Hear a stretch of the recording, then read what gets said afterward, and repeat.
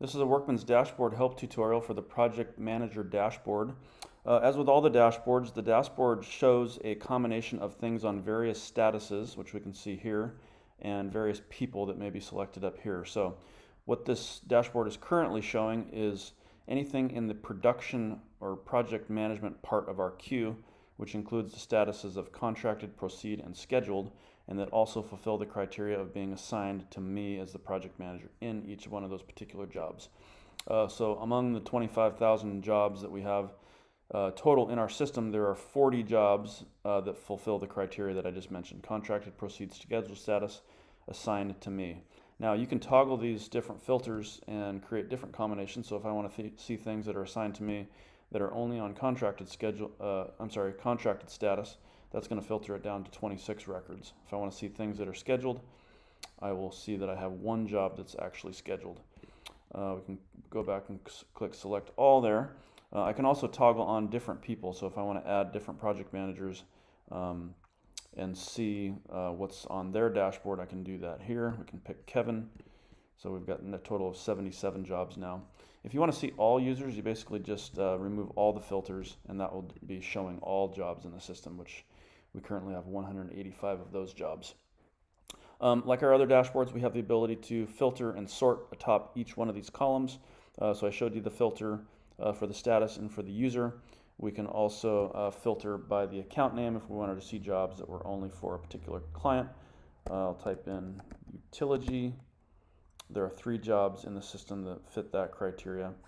If you want to remove any of your filters, you can click this X over the funnel icon there, and that'll get you back to where you started.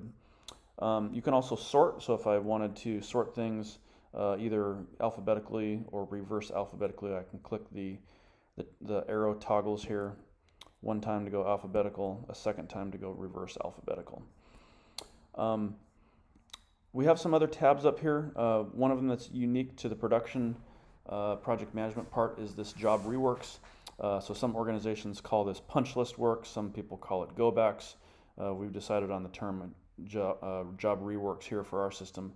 So anytime that we have to go back and fix something on a job or do any sort of warranty work after a job has been billed, or potentially maybe even after it's been paid, if we have something that failed 6 months after the job's been complete and it's already been paid, we don't want to create a new job in our system because it's not really truly a new job. So we decided to build this very unique software for our specialty contractor industry to be able to track our reworks. So we have 4 reworks currently in the system that need our attention and need to be scheduled for following up. The next tab over is follow-ups in the system. So it might be more appropriate to select an actual user to see follow-ups that have been assigned. I'll select myself. So I've got 3 follow-ups that are assigned to me that need my attention. These can be assigned to me either from myself or from other users in the system. And then we can interact with these follow-ups by clicking the blue eye. I guess it's a white eye within the blue round circle there. We can see details related to this follow-up. We can resolve the follow-up. We can add notes to the follow-up. We can reassign it to a different user or establish a new deadline, or any combination of those things. So this is a nice way, similar to a CRM system, where we can remind ourselves to follow up with a customer or follow up with somebody within our organization to continue providing the proper customer service.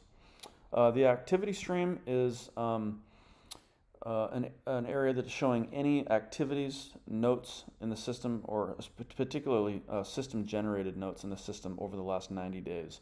So we have 68,000 things that have been done within the system in the last 90 days, and again, I can filter and sort those down. The progression tracker is a bit of a complex concept that will have its own tutorial video. This is a more expanded workflow for project management. So for example, in our company we have a lot of minute details in terms of scheduling the job and the different checklists that we have to go through to schedule the job. So look for a subsequent video coming soon on the progression tracker. And by way of reminder, if you want to turn these help tip icons on or off, you can do that by going up to the edit profile, click help tips, and uncheck the box and click save. Thank you very much.